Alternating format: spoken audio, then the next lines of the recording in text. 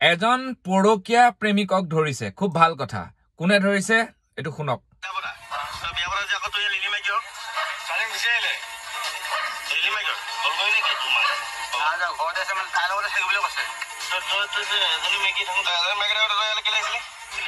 এটা বুজিলে নে এও এগৰাকী পত্নী আছে এটো গুৱাহাটী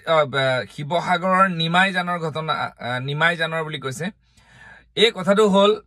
আৰু স্থানীয় ৰাইজ আৰু গাঁও বুঢ়াই কৰায়ত্ব কৰি সমজাই দিয়ে বিবাহিত যুৱকজনক এই যিসকলে সমজাই দিছে যিসকল ডেকা আগবাঢ়ি আহিছে তেওঁলোকক এবাৰ সেলুট কৰিছো এনেকুৱা ধৰণে যদি আমাৰ শিক্ষিত যুৱকসকল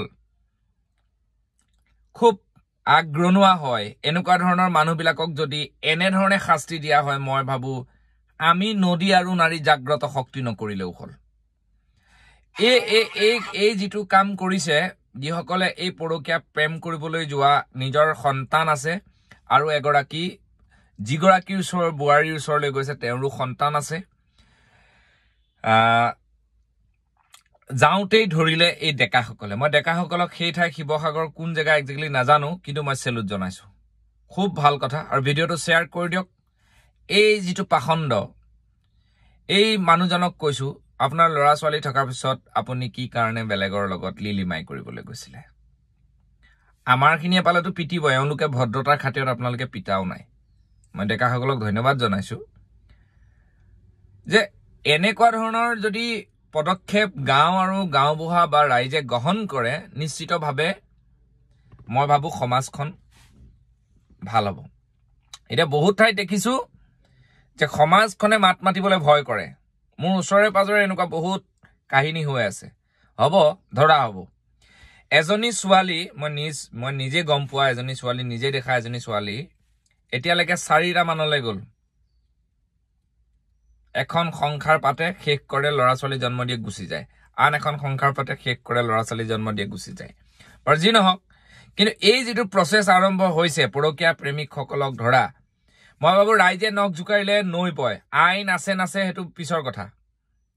আইনে সহায় কৰিবই সত্য কথাত সমগ্ৰ অসমবাসী ৰাইজে মই ভাবো সহায় কৰিব গতিকে মই বিনম্ৰতাৰে কম যে এনেকুৱা ধৰণৰ প্ৰেমিকক ধৰক সকলোৱে নো ডাউট কাবাৰ কোনোবা এই ল'ৰাজনে কৈছে যে তেওঁ মানে ল'ৰাজনৰ পত্নীয়ে কৈছে হেনো তই তাইৰ লগতে থাকগে তাই এই কাৰণেই কাজিয়া হৈছিল আকৌ এইগৰাকী যিগৰাকীৰ ওচৰলৈ আহিছে তেওঁৰ ওচৰলৈ নাহিলে হেনো কয় চাবি দেই মই কিন্তু গৰ্বৰ কৰি দিম মানে বুজি পাইছে নহয় কিবা কি কৰিব আৰু তেওঁ দুটা কিয় লাগে এটাতে সন্তুষ্ট থাকচোন আৰু সেই যিগৰাকী ছোৱালী বুৱাৰী যিগৰাকী এই অসৎ কামটোত লিপ্ত হৈছে আৰু মানুহজনে কৈছে যে মোক ঘৰত তাই ফাৰ্ষ্ট পত্নী মানে যিগৰাকীৰ তেওঁ সামাজিকভাৱে বিয়া হৈছে তেওঁ ঘৰত সোমাব নিদিয়ে ঘৰত কিয় সোমাব দিব তই যদি বেলেগৰ লগত বাহিৰত লিলিমাই কৰি থাকো নিদিবতো তইতো কানি গলে নহব মই ডেকাসকলক সাপোৰ্ট জনাইছো এনেকে প্ৰত্যেকখন জেগাতে কৰক ভাল হ'ব সমাজ ঠিক হৈ যাব নহলে এটা কথা মনত ৰাখিব ভিডিঅটো চাই চুপচাপ বহি থাকিলে নহব দেই আমাৰ কিন্তু নৱ প্ৰজন্ম এটা আহি আছে সব শেষ হৈ যাব আৰু এইবোৰ হোৱাৰ লগে লগে মাক দেউতাককো ল'ৰা ছোৱালীয়ে নেচুৱা হ'ব মাক দেউতাককো অত্যাচাৰ কৰিব পৰকীয়া প্ৰেমটো সাংঘাতিক ধৰণৰ এটা বিষ সমাজত ই নাইকিয়া হ'ব লাগে কাবাৰ লগত থাকিব মন নাই বিয়া পাতাৰ পিছত আইনী প্ৰক্ৰিয়াৰে ডিভোৰ্স লৈ নিজৰ এটা সংসাৰ সেপাৰেশন হোৱাটো এটা বেলেগ কথা আৰু পৰকীয়া প্ৰেম কৰি নিজৰ স্বামী বা পত্নীক এনেকুৱা ধৰণৰ মানসিক নিৰ্যাতন কৰাটো অতি পৰিতাপৰ কথা গতিকে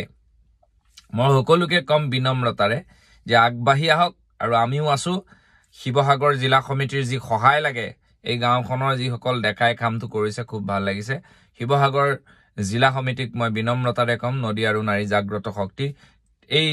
যিসকল ডেকাই ধৰি দিছে তেওঁলোকক যদি সহায় লাগে বা সেইগৰাকী যিগৰাকী দুৰ্ভগীয়া পত্নী তেওঁক যদি সহায় লাগে আপোনালোক আগবাঢ়ি যাব ধন্যবাদ জয় অসম